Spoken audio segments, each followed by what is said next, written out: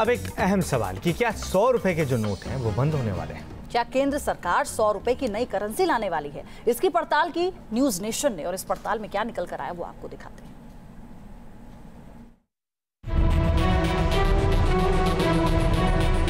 क्या 1000 रुपए के नोट की तरह अब 100 का नोट भी लीगल टेंडर नहीं रहेगा? क्या 100 रुपए का नोट बंद होने वाला है? क्या जल्द आने वाले हैं 100 रुपए के नए डिजाइन वाले नोट? क्या अगले साल बाजार में आने वाले हैं 100 रुपए के नए नोट? क्या कालेधन पर लगाम की मोदी सरकार की कोशिश जारी है? सोशल मीडिया पर वायरल इस मैसेज ने एक बार फिर लोगों के बीच नोटबंदी की चर्चा बढ़ा दी है। सवाल उठ रहे हैं कि क्या सरकार 100 की करेंसी बंद करने वाली है?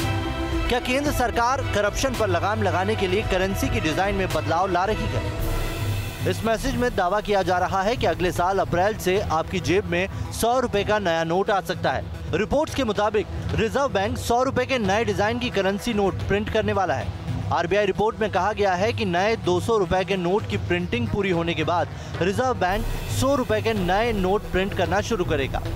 100 रुपए की नई करेंसी के बाजार में आने के दावे का क्या ये मतलब तो नहीं कि सरकार 100 रुपए की पुरानी करेंसी को बंद करने वाली है?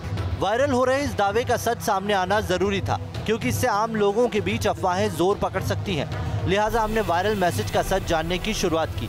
सोशल मीडिया और मीडिया रिपोर्ट्स में एक खबर काफी ज्यादा वायरल हो रही है।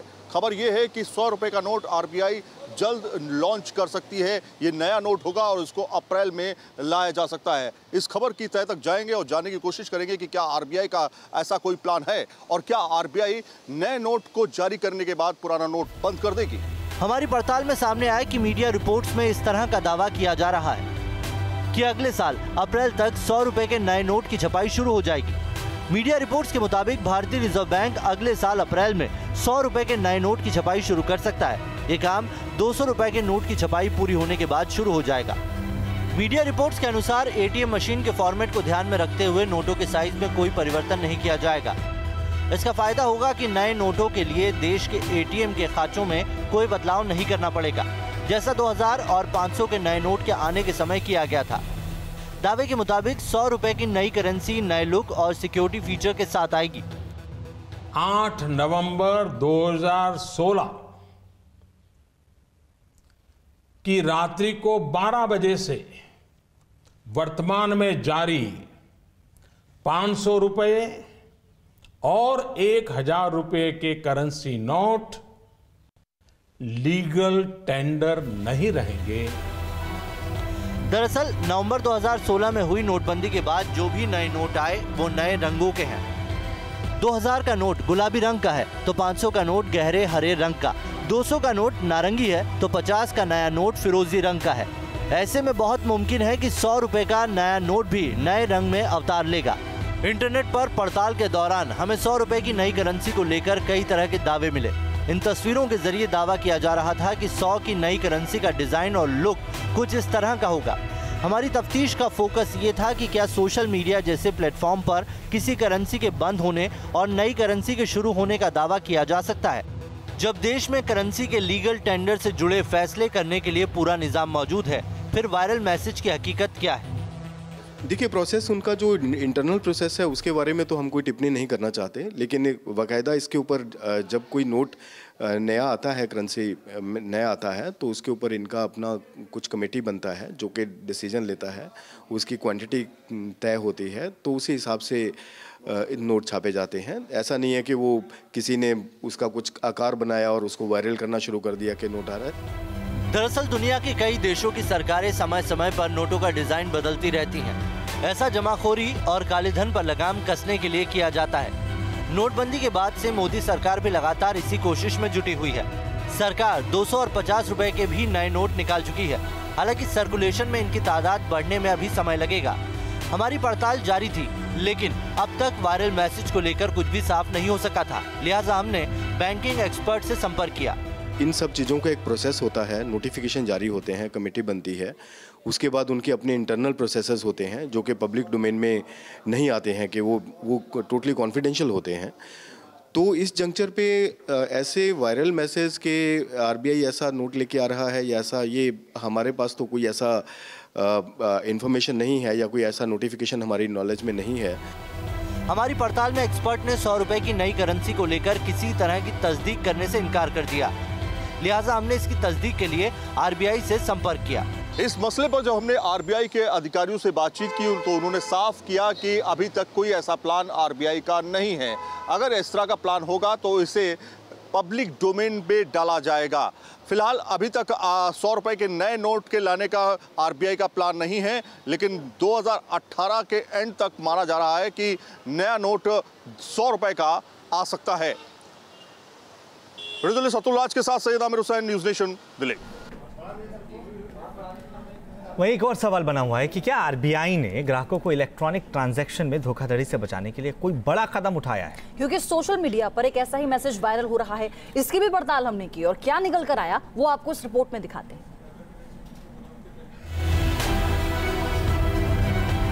बैंक फ्रॉड पर अब टेंशन खत्म। बैंक फ्रॉड में अब नहीं होगा पैसे का नुकसान।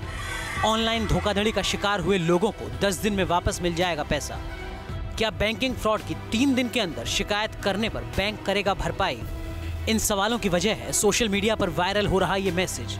इसमें दावा किया जा रहा है कि भारतीय रिजर्व बैंक ने ग्राहकों को इलेक्ट्रॉनिक ट्रांजैक्शन में धोखाधड़ी से बचाने के लिए कई अहम कदम उठाए हैं। अगर इलेक्ट्रॉनिक ट्रांजैक्शन से जुड़ी किसी धोखाधड़ी की जानकारी 3 दिन के अंदर दे दी जाती है तो ग्राहकों को कोई नुकसान नहीं उठाना पड़ेगा और उनके खाते से कटी रकम 10 दिन के अंदर उसी खाते में वापस भी आ जाएगी। वायरल मैसेज आम आदमी से जुड़ा था, लिहाजा हमने इसकी पड़ताल शुरू की। अक्सर आपने लोगों को ये शिकायत करते सुना होगा कि भैया हम तो घर बैठे हुए थे, हमारा डेबिट और क्रेडिट कार्ड भी हमारे पास ही था, लेकिन हमारे बैंक अकाउंट से किसी ने पैसे निकाल लिए। बीते कुछ दिनों में इस किस्म की घटनाओं में तेज़ी से इजाफा हुआ है और कस्टमर्स घाटा उठाने को मजबूर हैं, क्योंकि अमूमन ऐसे मामलों में बैंक अपनी जिम्मेदारी लेने से इनकार कर देता है। लेकिन इन दिनों सोशल मीडिया पर एक सर्कुलर घूम रहा है जिसमें यह दावा किया जा रहा है कि आरबीआई के नए नियमों के मुताबिक अब ऐसे मामलों में उपभोक्ता नहीं बल्कि खुद बैंक जिम्मेदार होंगे। ये खबर कुछ लोगों के लिए राहत ज़रूर दे सकती है, लेकिन क्या है आरबीआई के इस कथित सर्कुलर और उसमें की गई दावों की हकीकत, आज हम इसी की पड़ताल करेंगे। सरकार के डिजिटल इंडिया प्रोग्राम के तहत बड़े पैमाने पर लोग डिजिटल पेमेंट की तरफ बढ़ रहे हैं। आधार के तहत होने वाला पेमेंट भी बढ़ा है। देश कैशलेस इकोनॉमी को तेजी से अपना रहा है।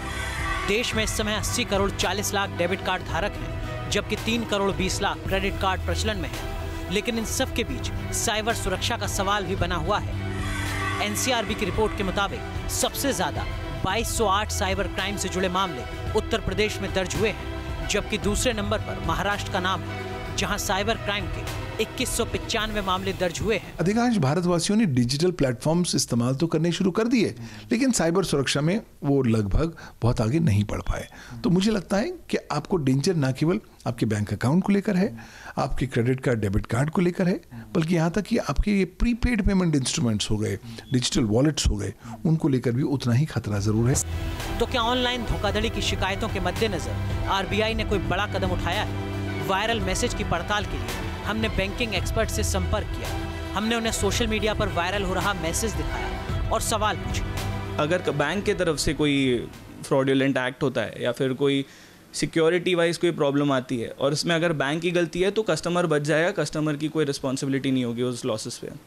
और मेरे हिसाब से ये चीज़ काफ़ी सही भी है, बिकॉज अगर बैंक ये फ्रॉडुलेंट एक्ट कर रहा है या फिर बैंक कोई प्रॉब्लम क्रिएट कर रहा है कस्टमर के लिए, तो why should customer bear the same. Expert ने साफ किया कि जुलाई 2017 में आरबीआई की तरफ से गाइडलाइन जारी की गई थी। इसके मुताबिक अनधिकृत लेन देन के बारे में रिपोर्ट करने के बाद अगर कोई नुकसान होता है तो उसकी भरपाई बैंक करेंगे। थर्ड पार्टी की तरफ से धोखाधड़ी बैंक या ग्राहकों की तरफ से चूक की वजह से नहीं, बल्कि बैंकिंग सिस्टम की किसी चूक की वजह से हुई है, तो ऐसे मामलों में भी ग्राहकों की कोई देनदारी नहीं होगी।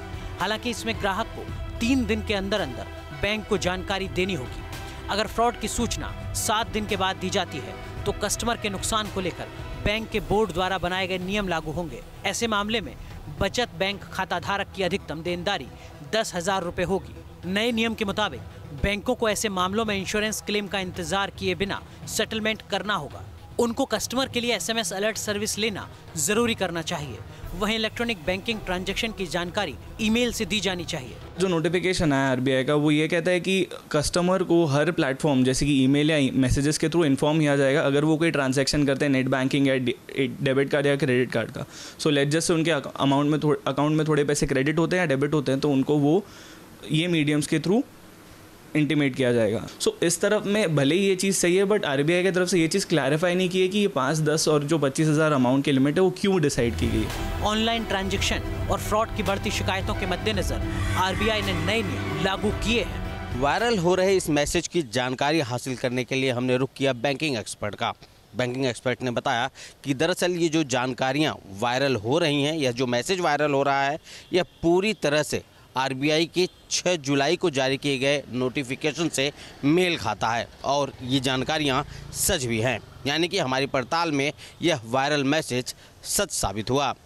मुंबई से शैलेंद्र सिंह और विकास श्रीवास्तव के साथ टीम न्यूज़ नेशन।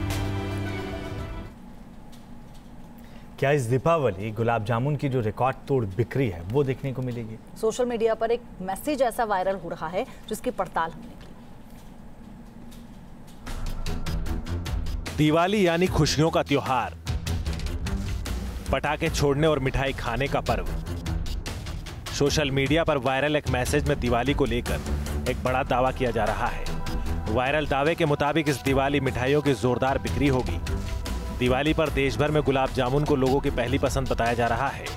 दावा किया जा रहा है कि इस दिवाली 3200 करोड़ के गुलाब जामुन बिकने की उम्मीद है। पड़ताल की शुरुआत में हमने वायरल मैसेज पर फोकस किया। इस मैसेज में एक औद्योगिक संस्था की स्टडी का जिक्र किया जा रहा था। वायरल मैसेज के मुताबिक मिठाई की कुल बिक्री में 20 से 25% हिस्सेदारी गुलाब जामुन रसगुल्ला की है। पसंद की जाने वाली दूसरी मिठाइयों में मैसूर पाक, बादाम हलवा, सोन पापड़ी और बंगाली मिठाइयाँ हैं। ज़्यादातर ऐसा पाया गया है कि लोगों की पसंदीदा जो मिठाई है वो गुलाब जामुन है। अगर कुल मिलाकर के हम इसका देखें तो निश्चित तौर से इसके महंगे होंगे, लेकिन 3,000 करोड़ से ऊपर 3,000 करोड़ रुपए से ऊपर की जो है इसकी बिक्री होगी। हमारी पड़ताल में सोशल मीडिया पर किए जा रहे दावे को लेकर कुछ अलग तथ्य सामने आए। मिठाई दुकानदारों के मुताबिक त्योहारों के वक्त लोगों का रुझान उन मिठाइयों पर ज्यादा रहता है जो सूखी हो। इस खबर को लेकर के चैम्बर्स कुछ और कह रहा है और मिठाई के विक्रेता कुछ और कह रहे हैं। जाहिर तौर पर मिठाई का कारोबार काफी बड़ा है देश में, लेकिन ये 3200-3500 करोड़ तक पहुंच जाए मुमकिन नहीं लगता। जर्नलिस्ट मनोज कुमार के साथ सैयद आमिर हुसैन, न्यूज़ नेशन, दिल्ली। चलिए आगे बढ़ते हैं और आपको बताते हैं कि सोशल मीडिया पर एक कुएं की तस्वीर वायरल हो रही है। साथ ही दावा ये किया जा रहा है कि ये कुआं खास इसलिए है क्योंकि इस कुएं से रोशनी आती है। क्या है इसकी हकीकत, देखिए इस रिपोर्ट।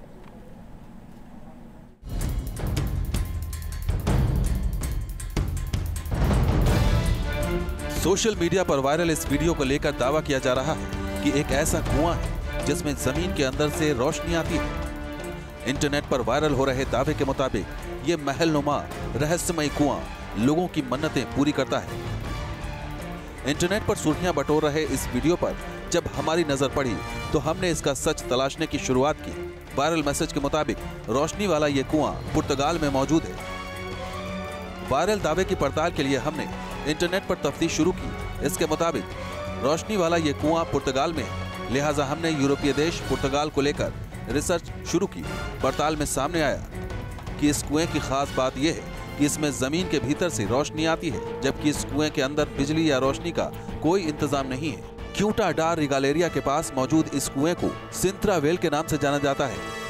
इस कुएं की गहराई 27 मीटर है और इसकी चौड़ाई जमीन के अंदर जाते जाते संकरी होती जाती है। इसमें चारों तरफ बने गलियारों में नीचे जाने के लिए बाकायदा सीढ़ियां बनी हुई हैं। इस कुएं का आर्किटेक्चर पुर्तगाली शैली में है जो काफी खूबसूरत है। इसे इटालियन आर्किटेक्चर लुइगी मानिनी ने बनाया है। दरअसल लेबोरेथिक ग्रोटो नाम का यह कुआं दिखने में उल्टे टावर की तरह है। इस कुएं को विशिंग वेल भी माना जाता है। पड़ताल में वायरल दावा सही पाया गया है, लेकिन इस बात की मुकम्मल तस्दीक नहीं हो सकी है कि कुएं से निकलने वाली रोशनी की वजह क्या है। दरअसल दुनिया में कई ऐसी जगह मौजूद है जो अपने आप में रहस्यमयी है। यहाँ तक कि विज्ञान भी आज तक इन रहस्यों को सुलझा नहीं पाया है। Team news nation.